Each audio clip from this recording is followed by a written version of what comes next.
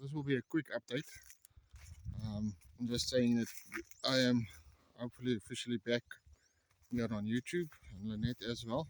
Just been a busy few months and sorting out a few things here on the farm, and we've actually been busy with expansions, and I will hopefully be able to get more videos on for you. Sorry for the sunlight, but I've expanded that entire section there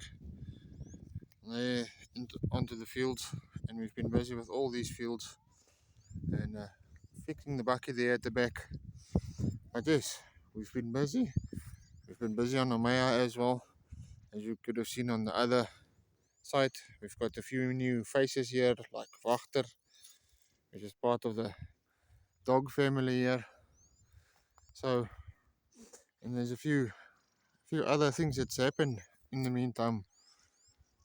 So yes, hopefully I'll see you guys again, and we can be able to see more of me, if I can put it that way, a little bit more of Lynette, and hopefully I can start where we left off and trying to help people and educate people and show people how we farm here in Namibia. Thank you.